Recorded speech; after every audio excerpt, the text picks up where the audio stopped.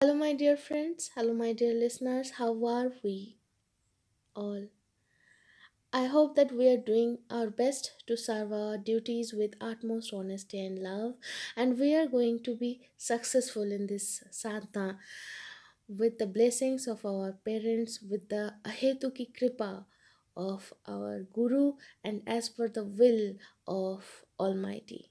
So let's proceed. In the last episode, I in I actually informed you that in the next episode we are going to read about the incident where Shri Ramakrishna met um, Vidyasagarji, right? So uh, let's proceed. Let's dig into that. What had happened? Because in the last episode, I narrated that it is a gem. I think so. Let's proceed. Sri Ramakrishna paid a visit to Pandit Ishwarchandra Vidyasagar. The Pandit was far famed for his great scholarship, which justified his title of Vidyasagar, or Ocean of Learning. In my opinion, we can translate it as Ocean of Knowledge also. But even greater than his scholarship was his compassion for suffering humanity. The master had heard about Vidyasagar's rare parts since his boyhood and was naturally attracted towards him. In the afternoon of August 5th, 1882, Sri Ramakrishna set out for the house of Vidyasagar in a carriage with Mahendra Bhavanath and Hajra. Owing to the dense traffic, the carriage had to stop when the master observed a man in another carriage looking at his own socks with an evident satisfaction. The master was touched and said, addressing the Divine Mother, "O Mother, the man hasn't had enough of enjoyment. Do let him enjoy a little." As he was nearing Vidyasagar's, he said to himself several times, "Mother, I am going to see the Pandit, but I am absolutely devoid of learning." His mood became exalted, and he expressed his dislike for worldly topics. The carriage stopped in front of Vidyasagar's house. Sri Ramakrishna alighted supported by Bhavanath. He wore a red bordered cloth, the skirt of which was thrown over his shoulder, and a coat which was unbuttoned. As he was going through the garden, he asked Mahendra if he should button his coat. "No, sir," replied Mahendra. "You need not do so." The party reached the first floor of the building. Mahendra introduced the master to the Pandit, who received him cordially. The master was in an ecstatic mood and gazed at the Pandit as though he had known him. To control his ecstasy, he kept saying at short intervals, "I shall drink some water." In that state, he took his seat on a bench on which a boy was sitting. Sri Ramakrishna moved away from him, saying, "Mother, this boy has great attachment to the world."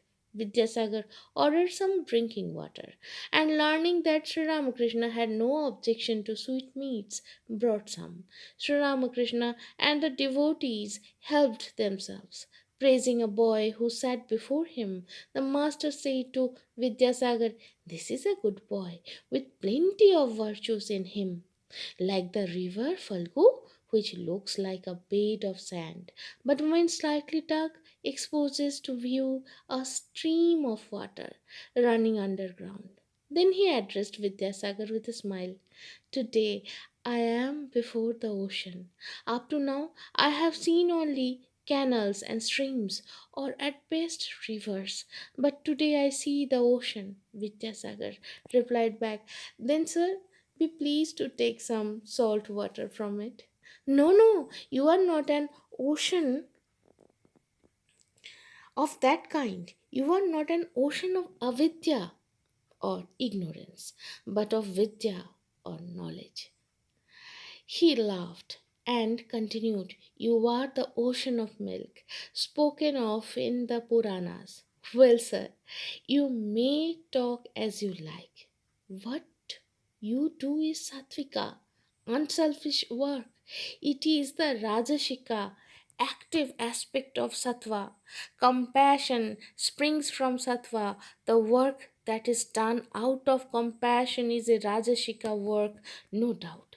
But this rajas is the outcome of sattva and does no harm. Sukdeva and others did not give up compassion in order to teach mankind about God. You are distributing knowledge and food. This is good. It will help you to realization if only you can do it disinterestedly. If only you can do it disinterestedly, some work for name or to acquire religious merit. The work of such is not selfless work. Beside, you are already a perfected sage or siddha. Hearing all this, Vidyasagar asked, how, sir? Sri Ramkrishna, smiling, with smile, said, potatoes and other vegetables become soft when boiled. Siddha. And you are so tender hearted. You are so kind. But certain things harden when boiled, replied by Vidyasagar. As for instance, pulse made into pulp. Sri Ramakrishna then said, no, no, you are not of that type. Mere scholars are like diseased fruits that will never ripen. That will never ripen. They are lost halfway. The vulture soars very high, but has its eye on a bit of carrion on the ground. Mere scholars are such only in name, for they are attached to lust and wealth. Like vultures, they are on the lookout for carrion. Attachment belongs to the realm of nescience, avidya, while compassion, devotion, and renunciation are the glorious offshoots of knowledge or vidya. Everybody listened with rapt attention to his words. He resumed, Brahman or Brahmo is beyond both Vidya and Avidya. He is beyond Maya. Brahman or Brahmo cannot be defined by words. The Vedas, the Puranas, the Tantras, and all the six philosophies, everything has been defiled by being uttered by the mouth. Only one thing has not been defiled. It is Brahmo. No one has as yet been able to say what Brahmo is. Vidyasagar to his friend, well, this is a remarkable statement. Today I have learned something quite new. Sri Ramakrishna replied, people think they have known all about Brahmo. An ant went to Sugar Hill. It ate one grain and was satisfied. It took another grain in its mouth and went home. As it went, it thought that next time it would take the whole hill away.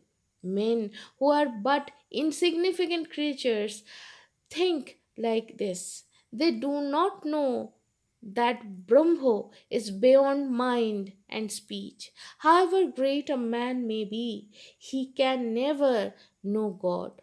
Shukdeva and others are at best only big ants that are able to take 8 or 10 grains in their mouths. That's all. After remarking that the scriptures only throw out hints about Brahmo, he said, when one has samadhi, one attains the knowledge of Brahmo. One realizes it. In that state, reason is perfectly at rest. The man becomes silent. He has not the power to express Brahmo in words. A salt doll went to fathom the sea. It would report about its depth, but it was hopeless. As soon as it touched the water, it dissolved. And who was there to report? Someone asks, doesn't a man doesn't a man of realization speak again after Samadhi? Sri Ramakrishna to Vidyasagar and others, he said. Shankaracharya retained his purified ego in order to teach mankind. When one realizes Brahmo, one is silent. Reasoning lasts only up to realization. So long as the butter has not reached the boiling point, it simmers. Reaching the boiling point, it simmers no more.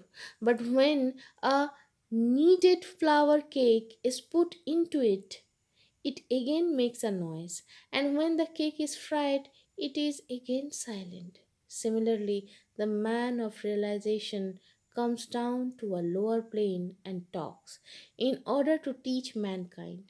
So long as the bee does not sit on the flower, it buzzes. When it has begun to sip the honey, it is quiet. Sometimes, however, after drinking its fill, it hums out of sheer joy. When a pitcher is dipped into a pond, it makes a gargling noise. When full, it makes no more sound. But if the water is poured into another pitcher, again there is sound. Then he explained how the man of realization sees the whole universe as composed of Brahmo and nothing else, and added that all paths are true. In the course of the conversation, the master said that the Lord has endowed different beings with different degrees of power. Vidyasagar wanted to understand this better. Sri Ramakrishna said, as the omnipresent entity, he is in all beings, down to the ant, but there is a difference in the manifestation of power. How else can one man defeat 10 while another flies from a single opponent? If it were not so, why do people respect you? Have you a pair of horns on your head? You have compassion, you have scholarship, which others have not. Therefore, people respect you and come to see you. You admit this? Vidyasagar only smiled in reply.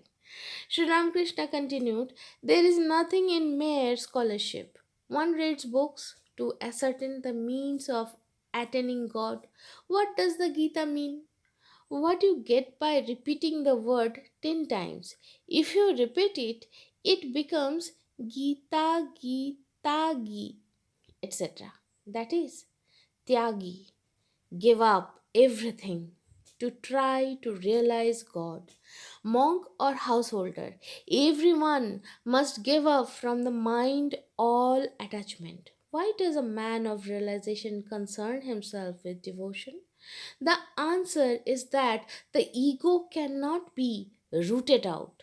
It disappears when he is in samadhi, but when he returns to normal consciousness, it reappears. You see a tiger in a dream.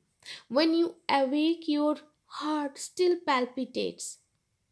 The whole trouble is due to the ego. A bullock cries, Hamma or I. That's why he suffers so. He is yoked to the plough and is made to work in the sun and the rain. Then perhaps he is killed by a butcher, and out of his skin shoes are made, as well as drums, which are mercilessly beaten. Yet there is no end to his troubles, for out of his entrail strings are made for bows for carding cotton. At last he no longer says Hamma, I, but Tum, Tum. It is thou and is free. O Lord, I am the servant and thou art the master. I am the son and thou art the mother. Rama said to Hanuman, in what light do you see me? Hanuman replied, Rama, when I have the sense of ego left in me, I see that thou art the whole and I am the part. Thou art the master and I am the servant. But when I attain the highest knowledge, I see that thou art myself and I am thou. God smiles twice. Once, when the physician assures the dying patient's mother that he will cure her son. He smiles to think that the doctor says he will save him when he is going to kill him. When he is going to kill him. The physician thinks that he is the doer, he has forgotten God. Again, God smiles when two brothers divide land by throwing a rope across. He knows the whole universe belongs to him. And yet, these people are dividing the land between themselves. One cannot know him through reason. Call on him in the attitude of a servant, surrendering your all to him. To Vidyasagar, he continued, he said, well, what is your attitude towards him? Vidyasagar smiled and said, I shall tell you someday privately. Shri Ramkrishna said, smiling, one cannot know him through scholarship and reasoning. He then burst into a song full of enthusiasm. Who knows how the mother is? After the song, he said to Vidyasagar, did you notice? The whole universe lies in the of the mother. The whole universe lies in the womb of the mother, and even the six systems of philosophy cannot reach her. You must have faith and devotion. He eulogized faith and said, He eulogized faith and said, they say Hanuman had so much faith in Rama's name that he could cross the ocean at a bound. But Rama himself the had to build a bridge. Then he sang two fairy songs describing the efficiency of faith and devotion, in the course of which he fell into samadhi. The Pandit and everyone witnessed this scene in silent wonder. Regaining his normal state, the master again said, it is he who is being addressed as mother. The mother is our most intimate relation. One realizes God through love alone. Intense devotion, love, and faith are necessary. He sang another song. Then he said, rituals such as worship and sacrifice are not needed if one has love for him. One needs a fan so long as the wind does not blow, but one may put it aside when there is a southern breeze. When there is a southern breeze, for it is superfluous. What you are engaged in is good work. If done without an eye to results, it will conduce to devotion and love for God. By working in this way, one realizes God. But the more devotion and love you have for Him, the more will your work decrease. The kind of work you are doing is for your own good. If you can do it without motive, your mind will be purified. You will attain love for God. And as soon as you have that, you will be able to realize Him. Man never helps the world. It is the Lord who does it. Man never helps the world. It is the Lord who does it. The man who works unselfishly. The man who works unselfishly will achieve his own well being. There is gold within you about which you as yet know nothing. About which you as yet know nothing. It is just under the surface. If you once get a glimpse of it, Work other than reflection on the self will automatically decrease.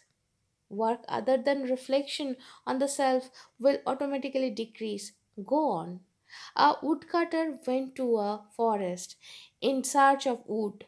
A sadhu told him to go on. He did so and found sandalwood trees. Some days passed and he thought to himself, the sadhu told me to go on and not to stop with the sandalwood trees.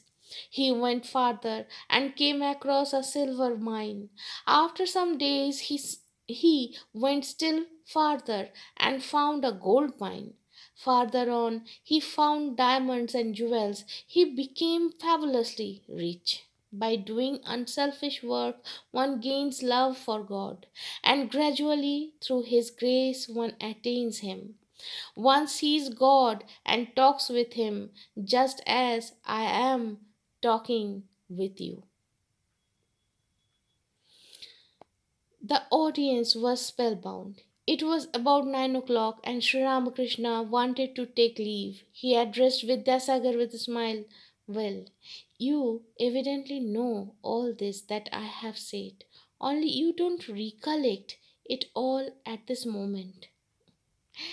In the treasure house of King Varuna are untold riches, diamonds, and jewels, but he hardly knows them. Vidyasagar smilingly said,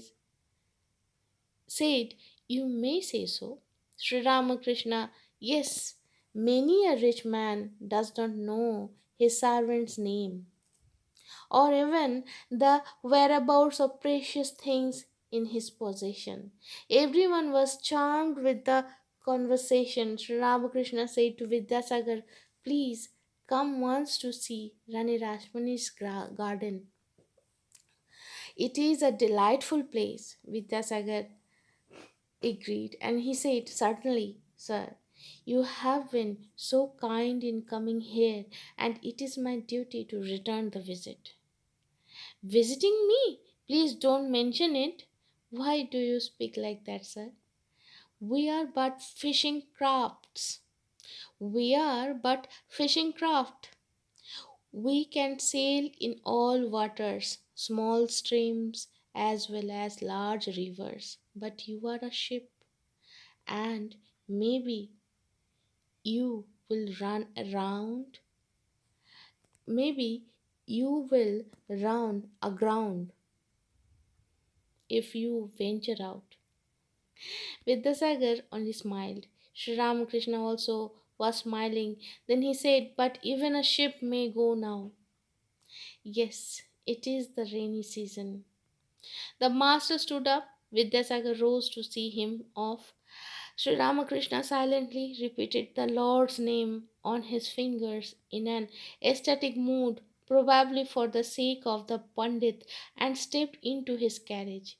Vidyasagar offered to pay the carriage hire, which was thankfully declined. The party then left for Dakshineshwar.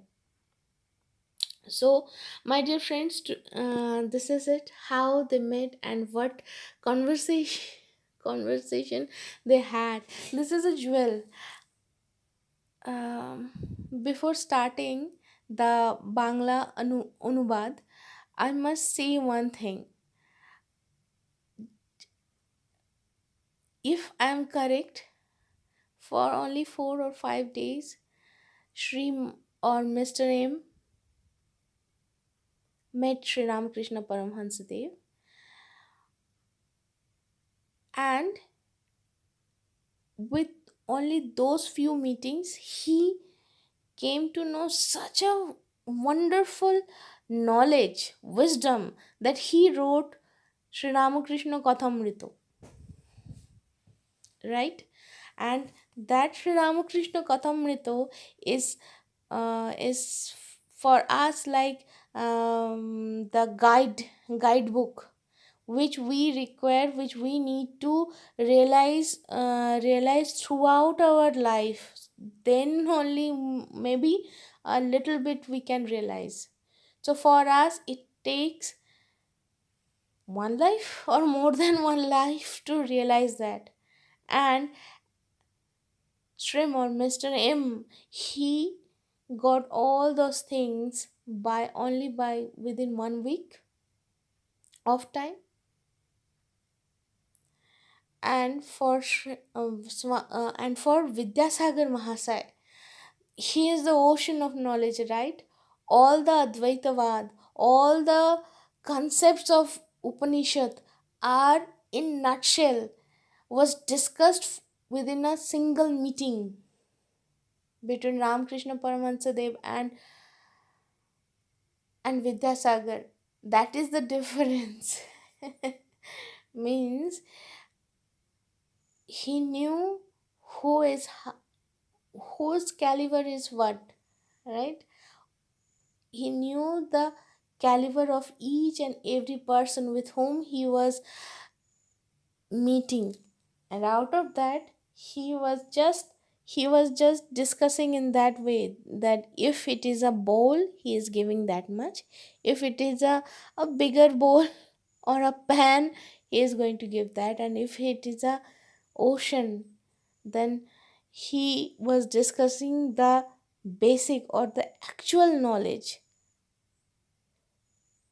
That's why he uttered Brahma cannot be described. It is all the scriptures are just giving us the hint here and there. So, my dear friends, let's proceed with the Bangla Anubad. But for that I'm going to create a separate video, because this video is right now I suppose for more than 10 minutes or 15 minutes. So we will see again, we'll listen again in the next episode. Till then, be happy, be jolly, and keep praying. Shubhaya Bhavatu.